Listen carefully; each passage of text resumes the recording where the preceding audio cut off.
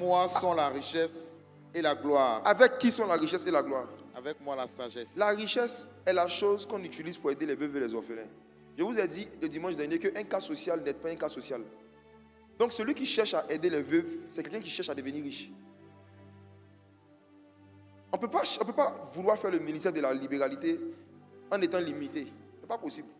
C'est le ministère du manque de sagesse que tu vas faire. Et le ministère de la précarité. Toi-même, tu vas te mettre dans des problèmes. Je vais vous montrer des versets qui montrent que quand tu n'as pas atteint un niveau d'abondance, mais que tu t'engages dans un niveau d'aide vis-à-vis de quelqu'un, tu te crées des problèmes à toi, tes enfants, à ta maison et à toute ta famille. Et Dieu n'a rien à voir dedans. Dieu n'a rien à voir dedans. Dieu n'a jamais demandé à quelqu'un de pouvoir se tirer sur les pieds et casser ses pieds pour faire marcher un handicapé. Dieu ne vous appelle pas à vous mettre dans les problèmes pour aider les gens qui ont des problèmes.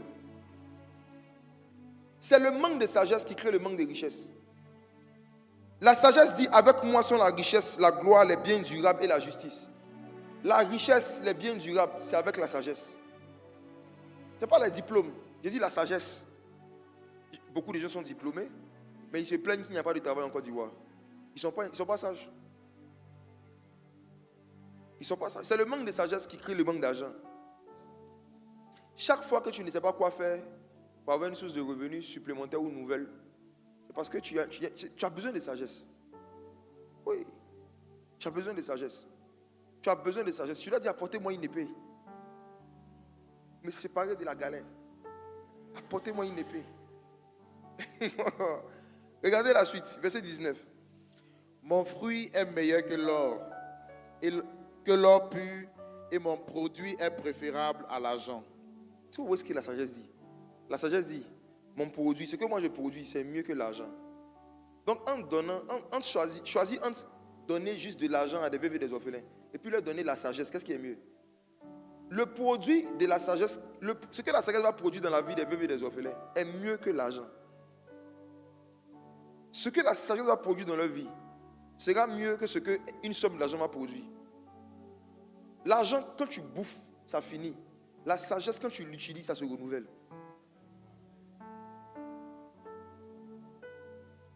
Regardez la suite. Verset 20. Je marche dans le chemin de la justice, au milieu des sentiers de la droiture. Verset 21. Pour donner des biens à ceux qui m'aiment. Il faut répéter ce verset. Pour donner des biens à ceux qui m'aiment. Répète encore le verset. Pour donner des biens à ceux qui m'aiment. Est-ce que tu aimes la sagesse? La sagesse dit que si quelqu'un est fan d'elle, elle va lui donner l'argent. Regarde, il n'y a pas meilleur sugar daddy que la sagesse. La sagesse dit, moi je donne des biens à ceux qui m'aiment. Moi, j'ai cru en ces versets depuis mon adolescence. Et puis je vois les fruits, c'est vrai. La sagesse dit, je donne des biens à ceux qui m'aiment. Quand tu es quelqu'un qui est né dans un endroit dans la pauvreté, tu as grandi dans un quartier pauvre, et puis tu tombes sur ce genre de verset, tu as deux choix. Soit tu cours en ça et tu commences à être vraiment fan de la sagesse, pour que la sagesse te donne de quoi quitter ce quartier. Ou bien tu prends le verset à la légère et puis tu restes dans ta même vie. Moi j'ai pris le verset au sérieux. J'ai dit, ah bon, la sagesse dit oui, je vais te donner des biens à ceux qui m'aiment. J'ai dit, ah bon, donc si je t'aime, tu vas me donner des biens. Il dit oui. Regarde la suite. Et pour remplir leur trésor. Remplis leur trésor. Remplis. On parle de l'abondance. Remplis. Verset 22. L'Éternel m'a créé la première de ses œuvres. C'est là que je voulais en venir. Oui. Avant ses œuvres les plus anciennes. La première œuvre que Dieu a créée, ce n'était pas le prophétique. C'était la sagesse. C'est cette sagesse-là qui a engendré toutes les autres manifestations du Saint-Esprit, comme le prophétique. La première œuvre que Dieu a créée, c'était la sagesse. Si Dieu a créé la sagesse avant de créer les cieux et la terre, la première œuvre avant de créer les cieux et la terre, Dieu a créé la sagesse. Si Dieu l'a fait, cela veut dire que c'est la chose la plus importante dans le ciel, sur la terre. C'est la chose la plus urgente qu'on doit poursuivre et rechercher chaque jour. Chaque jour. Verset 23. J'ai été établi depuis l'éternité, dès le commencement, avant l'origine de la terre. Verset 24. Je fus enfanté quand il n'y avait point d'abîme, point de source chargée d'eau, avant que les montagnes soient affermies, avant que les collines existent, je fus enfanté. Je fus enfanté. Verset 26. Il n'avait encore fait ni la terre, ni les campagnes, ni le premier atome de la poussière du monde. Au moment où Salomon avait écrit ce verset, les scientifiques n'avaient pas encore découvert la réalité sur les atomes. Mais Salomon avait déjà parlé des atomes. Il dit, avant même que Dieu ne fasse le premier atome de la poussière, moi, la sagesse, m'avait déjà créé. Verset 27. Lorsqu'il disposa les cieux, j'étais là. Waouh. Lorsqu'il traça un cercle à la surface de l'abîme, lorsqu'il fixa les nuages en haut, et que les sources de l'abîme jaillit avec force, lorsqu'il donna une limite à la mer, pour que les eaux n'en franchissent pas les bords, lorsqu'il posa les fondements de la terre, j'étais à l'œuvre auprès de lui. J'étais à l'œuvre auprès de lui, ou encore j'étais son co-ouvrier, j'étais son assistant. Et je faisais tous les jours ses délices, jouant sans cesse en sa présence. Pause. La plus haute manifestation de la sagesse, c'est jouer. Écoutez-moi, si vous travaillez beaucoup et que ce que vous gagnez ne vous permet pas de jouer, vous travaillez pour rien. Vous n'avez pas encore touché la sagesse. La finalité du travail, c'est de recevoir la capacité de mieux jouer, de mieux se faire plaisir. Parce que la vie est tordue.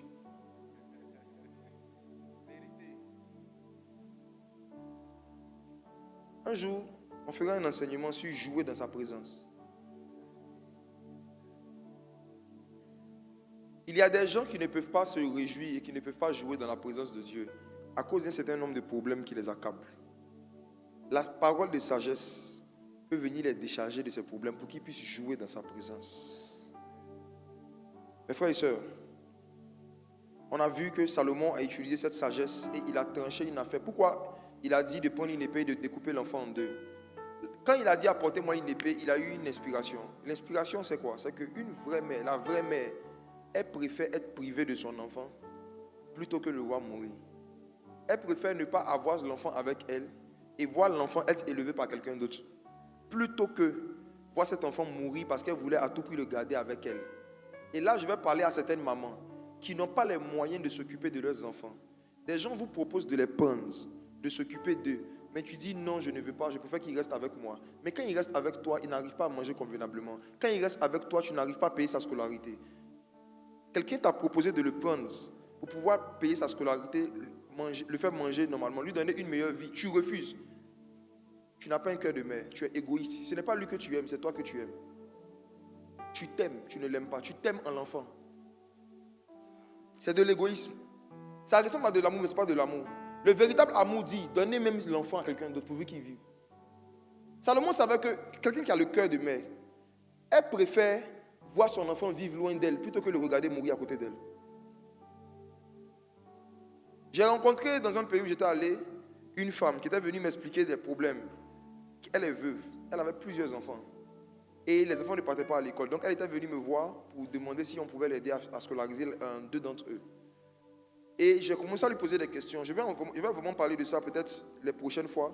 On ne se précipite pas à donner de l'argent. Parce que je dis, c'est la sagesse qui produit la richesse. Et on doit vouloir que les veuves et les orphelins deviennent riches. Les aider, c'est faire des choses pour qu'ils deviennent autonomes financièrement. Ce n'est pas entretenir leurs besoins naturels et les maintenir éternellement mendiants. Les aider, c'est les mettre dans des situations où un jour, eux aussi, ils auront une dignité. Donc quand il est venu me voir pour me demander de l'argent, j'avais l'argent. Parce qu'au Cameroun, les choses ne coûtent pas cher comme ici pour payer les scolarités. Mais je lui ai posé la question à cause de quoi? La sagesse. À chaque fois que je vois une veuve qui m'explique un problème, comme Salomon, j'ai dit, apportez-moi une épée. Je ne me précipite pas de donner de l'argent. Parce que la sagesse vaut mieux que l'argent. Donc je pose des questions, je fais des investigations.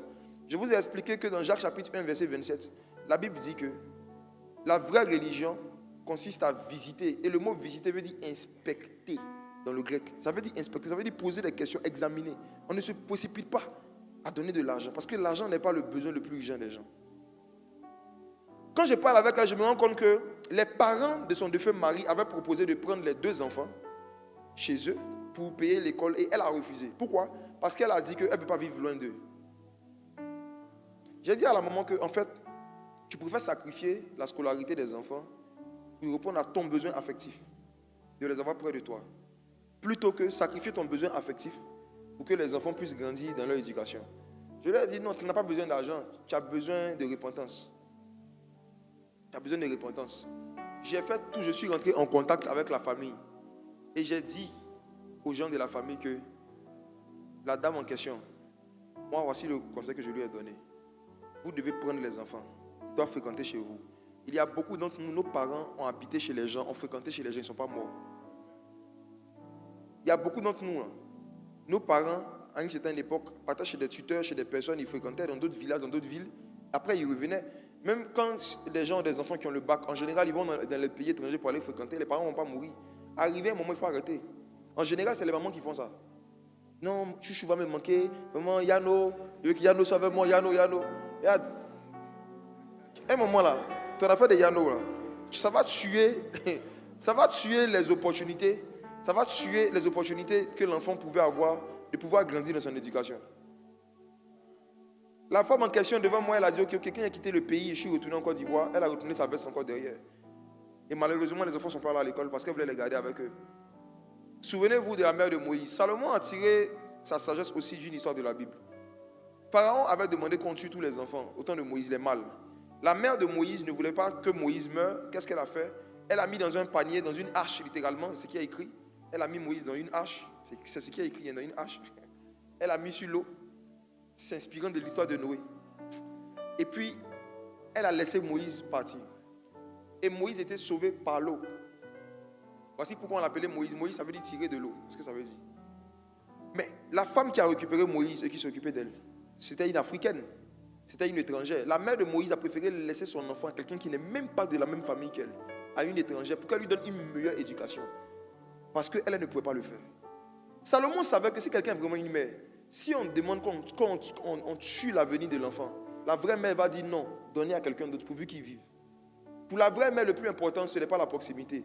Pour la vraie mère, le plus important, c'est la longévité. S'il faut qu'il soit loin de moi pour vivre mieux et longtemps, qu'il parte. Et c'est comme ça qu'elle a réagi. Et quand elle a réagi, Salomon dit, arrêtez, voici la vraie mère. Cette histoire, il y a beaucoup d'histoires. Moi, j'avais médité aussi cette histoire par rapport aux divisions dans les églises et des ministères. Je reconnais des faux pasteurs dans leur facilité à accepter que des ministères des autres ou bien des églises des autres se divisent, pourvu qu'on leur donne raison sur certains points. Des gens qui n'ont pas peur de dire des choses et de faire des choses qui peuvent diviser le bébé que quelqu'un a engendré. Les gens qui posent des actions qui peuvent faire que des gens vont quitter inutilement une église. Je sais que eux là, ce n'est pas des pères spirituels, ce n'est pas des pères, ce n'est pas des mères, ce n'est pas des bergers. Le berger même préfère dire que quelqu'un d'autre prenne l'église pourvu que les gens soient en Christ, plutôt que accepter d'être à la base d'une division. Mes frères et sœurs, si on revient ici dans notre contexte, on voit clairement que la parole de sagesse est un moyen efficace de pouvoir aider des personnes qui sont dans une situation de veuvage.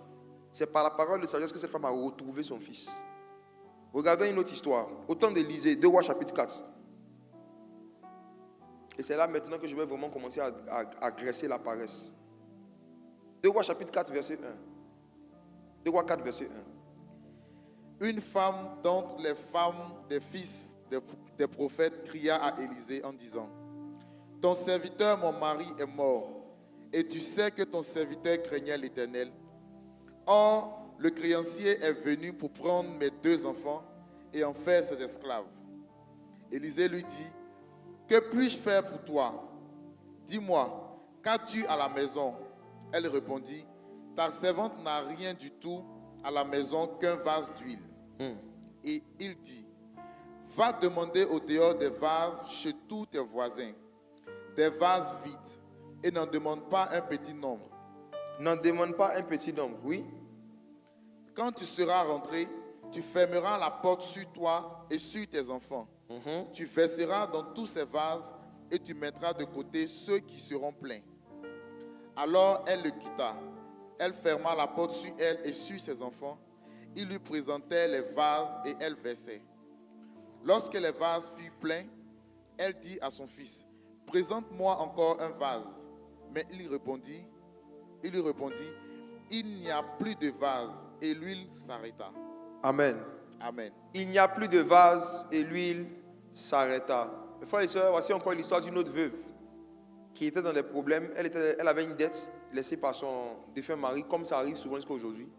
Beaucoup de maris vivent de façon irresponsable. Et à la fin de leur vie, malheureusement, c'est les enfants qui prennent les conséquences de leur dette avec la femme. Et cette femme est venue trouver le prophète Élisée avec cette affaire parce qu'il y avait un problème. Vous voyez, dans cette histoire encore, on n'a pas donné de l'argent à la femme. Si toi tu étais Élisée, tu allais faire publication sur Facebook pour lever une collecte. Beaucoup de collectes que tu as fait lever, tu l'as fait par manque de sagesse. Élisée dit, qu'est-ce que tu as chez toi? Va prendre des vases. Va prendre des vases. Vous savez, moi je crois que Élisée avait les moyens s'il voulait, comme ça arrive en général, les gens à qui Dieu donne une grande onction, Dieu leur donne aussi des grands moyens pour aider des grandes personnes, beaucoup de personnes. Élisée aurait pu dire, c'est combien? Bah, il va donner. Mais il sait que la vieille, s'il a réglé un problème, elle va partir dans 3 mois. Elle va revenir encore. Elle va se rappeler encore qu'il y avait un autre problème. Dans 6 mois, elle va revenir encore. Élisée dit, je vais te donner une solution qui va t'aider sur le long terme. Va chercher des vases. Prends le maximum de vases. Chaque vase représente un savoir-faire, un métier, une formation, une activité. Il dit, toi et puis tes enfants, cherchez des vases. Cherchez des vases. L'huile de Dieu, l'onction de Dieu ou la provision de Dieu vient descendre dans une activité. Ça ne descend pas dans un rêve. Chercher des vases. Le fait de dire d'aller chez les voisins, même, c'est déjà une activité. Sortir de chez toi pour aller taper chez les gens, c'est une activité déjà. Récolter des vases, c'est une activité. Pourquoi est-ce que les vases représentent des métiers, des savoir-faire, une formation, une activité? Parce que les vases à l'époque étaient formés avec de l'argile. Donc pour qu'il y ait un vase, c'est qu'il y a eu une formation. Je réponds. À l'époque, on faisait les vases avec l'argile. Donc les vases se formaient. Les vases n'étaient pas fabriqués, les vases étaient formés. Aujourd'hui, à cause de l'industrialisation, on fabrique les vases. À l'époque, on formait les vases. Le potier prenait de l'argile avec d'autres matériaux qu'il mélangeait pour former le vase. Donc, celui qui a un vase dans sa main, il a le fruit de la formation de quelqu'un. C'est une formation.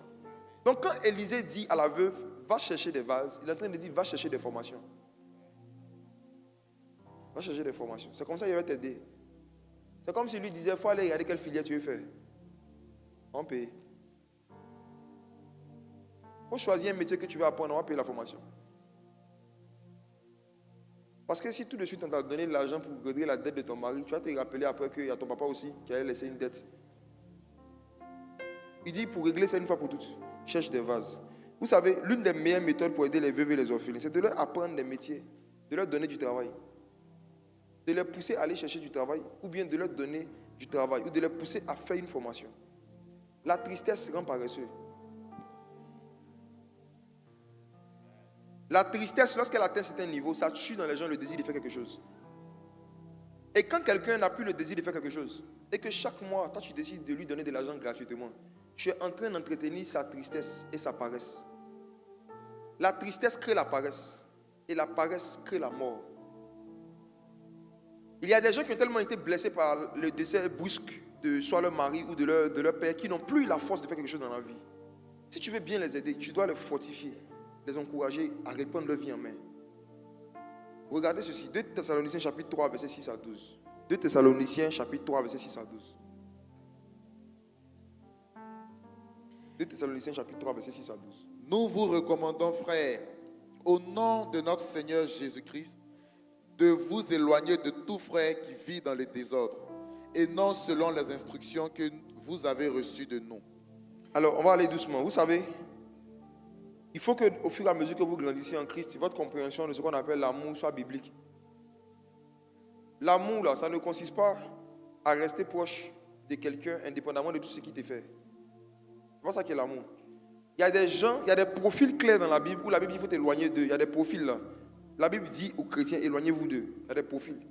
Et parmi les profils où Dieu nous a recommandé vraiment de nous éloigner, il y a ceux qui vivent dans le désordre. Et on va lire dans ce contexte-là, dans ce verset, la définition de désordre de Paul. Ce que Paul a appelé vivre dans le désordre. Et vous allez voir que dans ce contexte et dans ce verset, il parlait encore des gens qui ne voulaient pas travailler, mais qui voulaient être éternellement pris en charge. Il dit c'est un désordre. C'est un désordre. Ils vivent dans le désordre. Mes frères et sœurs, continuons la lecture. 2 Thessaloniciens chapitre 3, verset 7. Vous savez vous-même comment il faut nous imiter.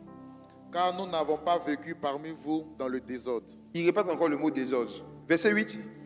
Nous n'avons mangé gratuitement le pain de personne, mais dans le travail et dans la peine, nous avons été nuit et jour à l'œuvre pour n'être à charge à aucun de vous. L'apôtre Paul explique aux Thessaloniciens que quand on est venu au milieu de vous, souvenez-vous qu'on partait au travail la nuit, on partait au travail le jour. Le type, j'ai fait des recherches, je me suis rendu compte que aujourd'hui, la façon dont nous on va au travail, c'est trop chic. 8h, 17h, 7h, 16h, avec une pause d'1 heure. Les gars, il y a eu un temps dans l'histoire de l'humanité, quand quelqu'un dit s'en va au travail, il sait à quelle heure il s'en va. C'est pas à quelle heure il vient. L'apôtre Paul dit qu'il travaillait nuit et jour. Ce n'est pas une parabole. Il dit qu'il travaillait le soir, il travaillait aussi en journée. Et il dit qu'il travaillait comme ça, pourquoi? Pour ne pas être à charge aux gens. Donc il avait le souci de ne pas être continuellement financé toute sa vie. Il avait le souci qu'on ne finance pas toute la vie. Pendant un temps, on te finance, mais jusqu'à quand? Il avait le souci de faire quelque chose pour qu'arrivé un moment, lui-même, il ait une certaine autonomie. Et malgré qu'il était apôtre, malgré qu'il prophétisait, il pouvait juste venir dire aux gens, je vois que Dieu dit qu'il va me donner 100 000, comme c'était un fonds. Il pouvait faire ça. Il pouvait faire ça. Il pouvait dire que je sens que Dieu dit qu'il y a 10 personnes, je sens qu'il y a 10 personnes. Si vous donnez 50 000, vous allez avoir un miracle de 24 heures. Il pouvait faire ça. Il dit, vous savez comment on vous a montré un modèle pour vous dire qu'il faut travailler. Il dit, dans le travail et dans la peine, nous avons été nuit à jour au travail. Nuit et jour au travail, nuit et jour, nuit et jour, nuit et jour. Toi, tu travailles la journée seulement si Dieu te fatigue. Verset 9. Ce n'est pas que nous n'en eussions le droit. Ce n'est pas que nous n'en eussions le droit, car le prédicateur qui est consacré à l'évangile, c'est déjà un travail. C'est un travail. Donc, il peut se contenter juste de ce travail. Mais en plus de ça, il a voulu se créer une autre source de revenus. Allons-y. Mais nous avons voulu vous donner en nous-mêmes un modèle à imiter. Donc, c'était pour donner un modèle qu'il a fait exprès de travailler. Et ça arrive jusqu'à aujourd'hui. Dieu peut faire exprès, comme c'était notre cas dans le collectif, que la personne même qui est au devant, là, Dieu te dit qu'il faut travailler. Comme ça, tous ceux qui sont là, qui ne prêchent pas, ils n'auront pas d'excuses. Paul dit, j'ai fait exprès de travailler pour vous donner un modèle à imiter. Ce n'est pas que je n'avais pas le droit de me consacrer seulement au travail de la prédication. Mais vous, à cause de votre cœur, j'ai travaillé. Donc si le pasteur me va au travail, toi tu fais quoi de tes journées? Il dit, j'ai fait exprès pour vous donner un modèle à imiter. Est-ce que les nécessités de nos églises ont à cœur d'imiter le modèle qu'on leur donne? Ou bien ils ont à cœur seulement de recevoir les dons qu'on leur donne? Continuons. Verset 10.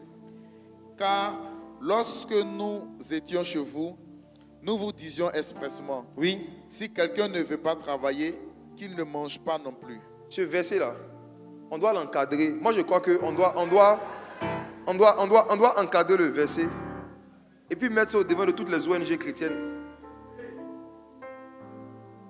Les groupes WhatsApp d'entraide de veuves d'orphelins, il faut mettre ça aussi. Il faut encadrer ce verset. Si tu as un groupe, tu as une page où tu aides les pauvres, il faut encadrer le verset. Il faut relire. Le verset est chic. Car lorsque nous étions chez vous, la fin du verset. si quelqu'un ne veut pas travailler, Si quelqu'un ne veut pas travailler, qu'il ne mange pas non c'est plus. qu'il a à cœur de jeûner. C'est ça. Si quelqu'un ne veut pas travailler, qu'il ne mange pas non plus. Si quelqu'un ne veut pas travailler, qu'il ne mange pas non plus. Si quelqu'un ne veut pas travailler, il dit ne veut pas. Ça veut dire qu'on a eu des preuves qu'il y a une volonté de ne rien faire, mais d'être seulement soutenu. Il y a des gens, on remarque que chaque fois qu'on leur donne quelque chose à faire, ils ont quelque chose à dire.